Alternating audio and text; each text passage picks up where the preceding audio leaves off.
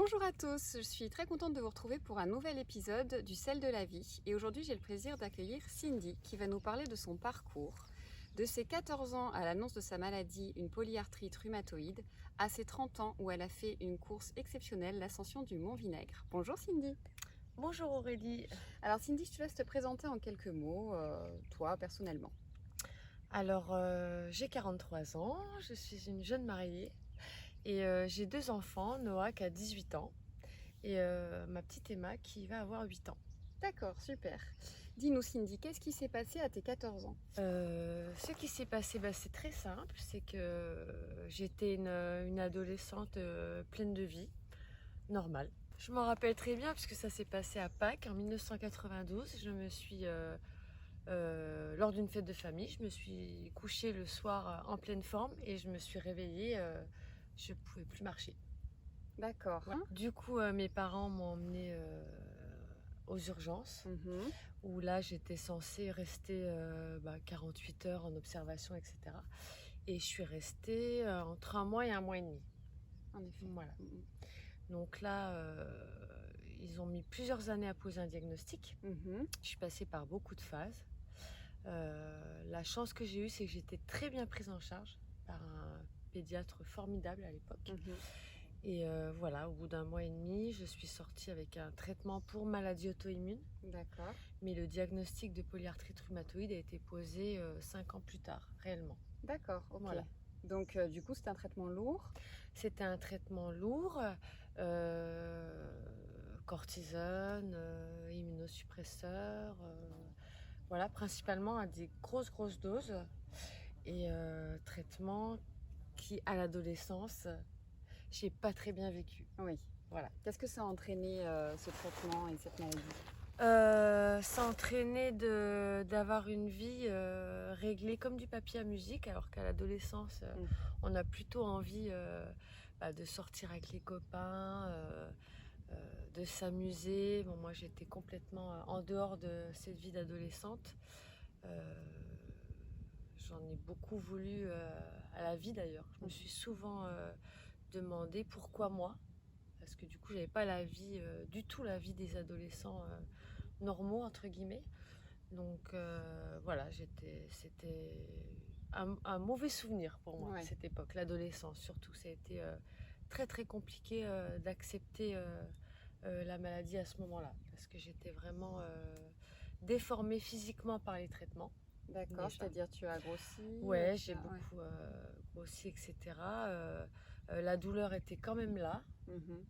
Donc voilà, je me sentais une adolescente à part, quoi. Et au niveau de tes amitiés, etc., est-ce que ça t'a posé des problèmes? Au niveau de l'amitié, oui, ça permet de faire un peu de ménage. Voilà. Il y a ceux qui restent auprès de vous, qui vous soutiennent, et puis ceux voilà, qui prennent des distances parce que votre image physique a changé, a évolué. Bon, après, c'est pas... Voilà, c'est la vie. Ça m'a permis de voir qui étaient mes vrais amis, ceux qui ne l'étaient pas. D'accord. Alors, qu'est-ce que ça a changé après dans ta vie? Donc, l'adolescence difficile. Comment ça s'est passé dans ta vie de jeune adulte? Est-ce que déjà, ça a eu un impact sur ta vie professionnelle ou pas?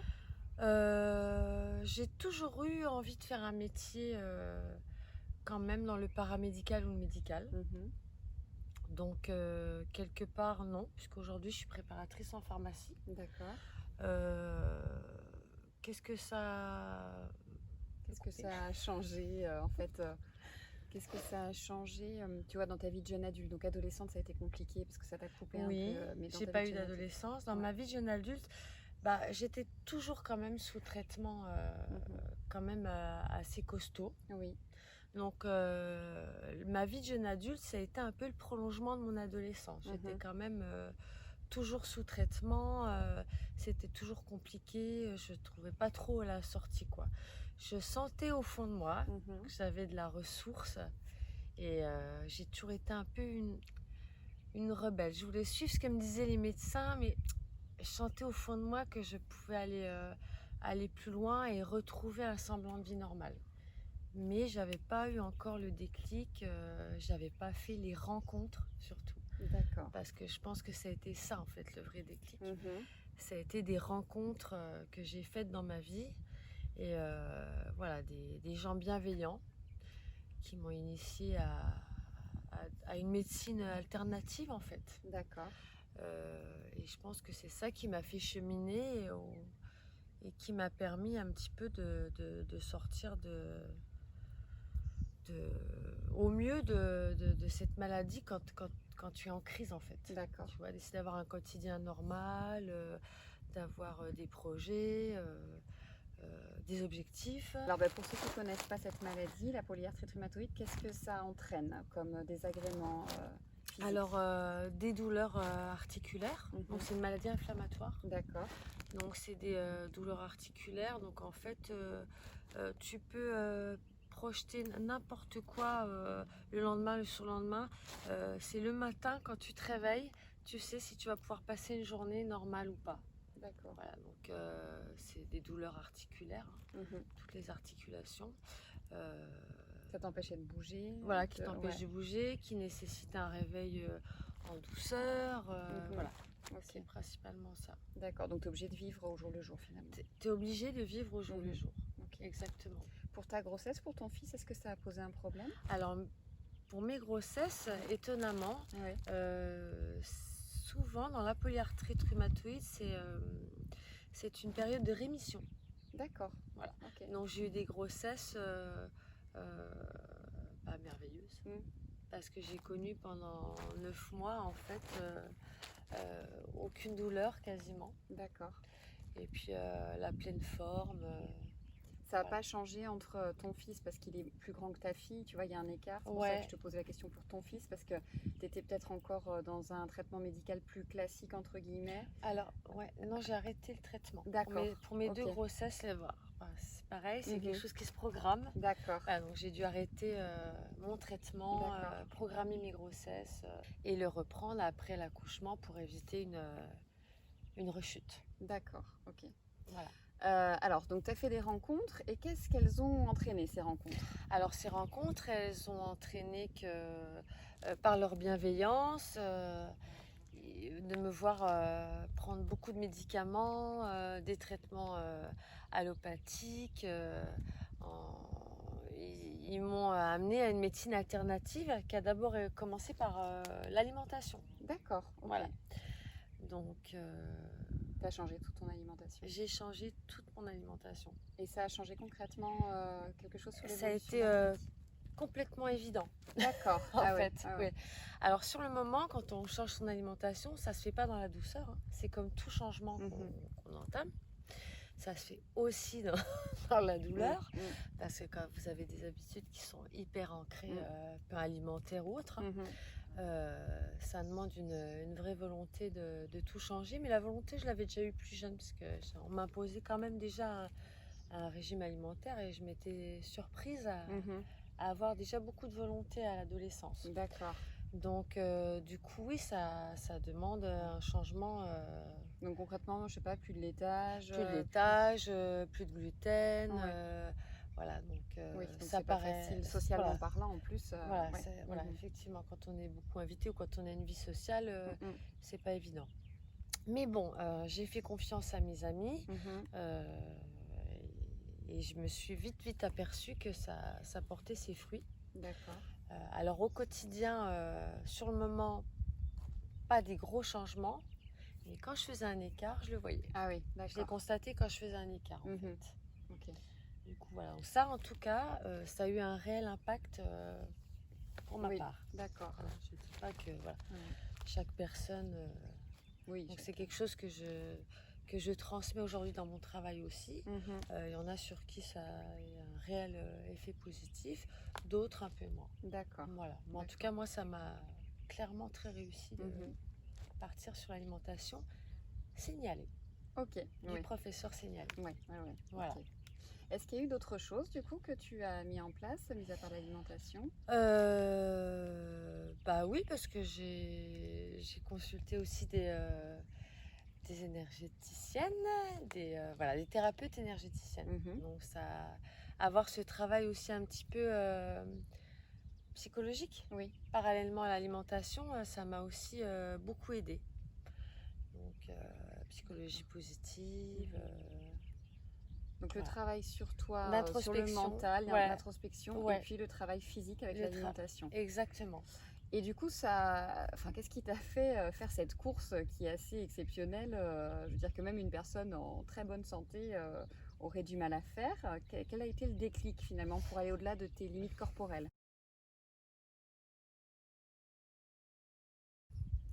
Alors, je pense qu'au fond de moi, euh, quand on m'a annoncé que les médecins ne savaient pas si j'allais remarcher, en fait, À ce point-là. ouais, c'était vraiment le questionnement. J'étais le premier cas dans la famille, voilà, je pouvais plus marcher, ils ne savaient pas trop, voilà.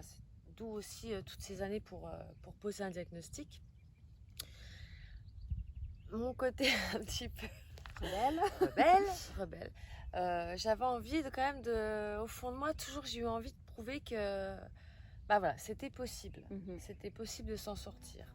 Alors j'ai aussi ma famille qui a été très présente. Je parle de rencontres aussi, mais j'ai aussi ma sœur, mon frère, voilà, mes parents qui ont quand même été très présents. Mes frères et sœurs qui ont peut-être même souffert du fait que pendant plusieurs années, j'étais un peu le centre voilà, par rapport à la maladie. Donc toujours eu envie aussi pour les remercier voilà, d'avoir été là. Remercier tous les gens que j'ai croisés qui m'ont apporté à quelque chose.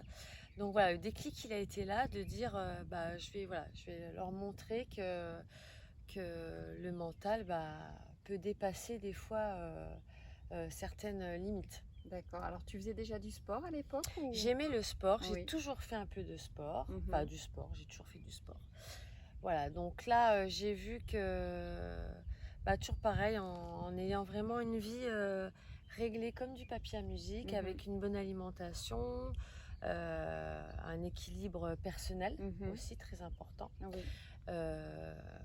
Du sport, une bonne hygiène de vie, un travail sur le mental, etc. Je me suis aperçue qu'on pouvait quand même performer et commencer à se fixer des petits objectifs sportifs avec beaucoup de régularité au quotidien. Ok, donc c'était vraiment un travail de longue haleine. Oui, ça a été un travail de plusieurs années. Mon mari aussi, qui a toujours cru en moi.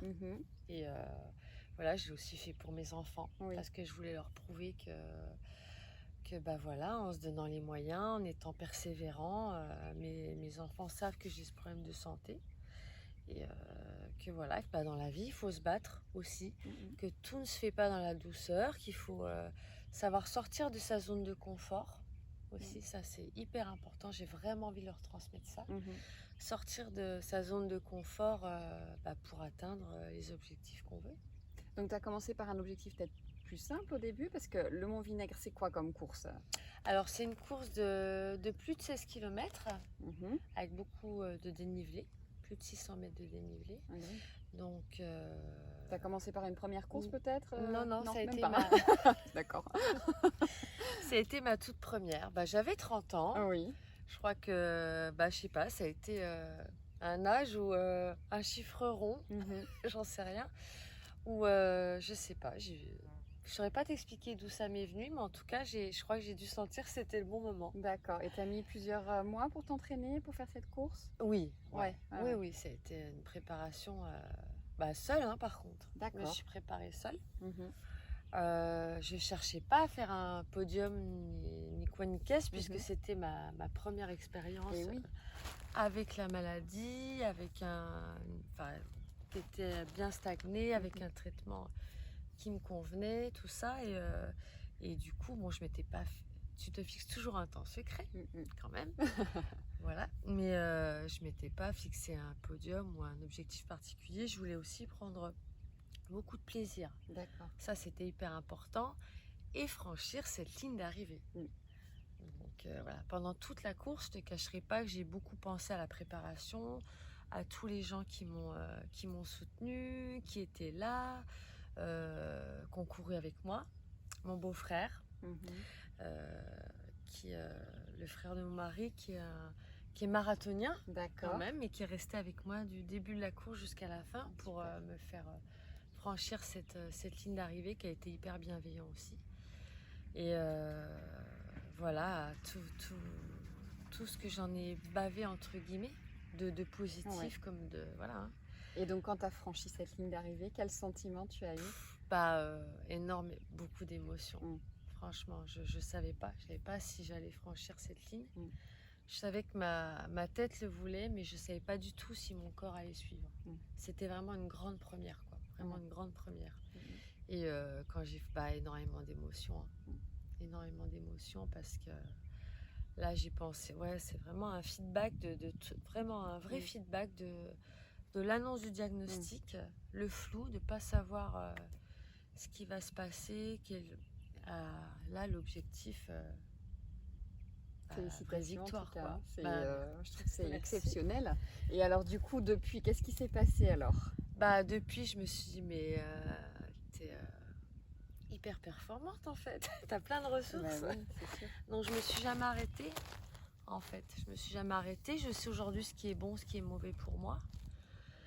Je m'appuie dessus et voilà, je m'entoure de gens bienveillants. Je donne aussi tout ce qu'on m'a transmis, j'essaie de le redonner. Et puis je continue le sport. Est-ce que tu t'es remis d'autres objectifs ou du coup ça t'a calmé? Ah non, ça m'a pas calmé du tout. Par contre, je me fixe des objectifs réalisables. D'accord.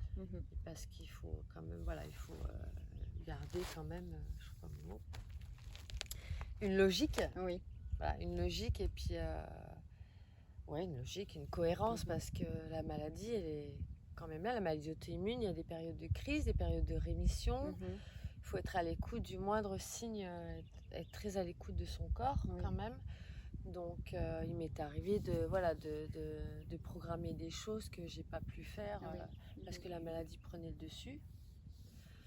Voilà, donc ça, il faut l'accepter.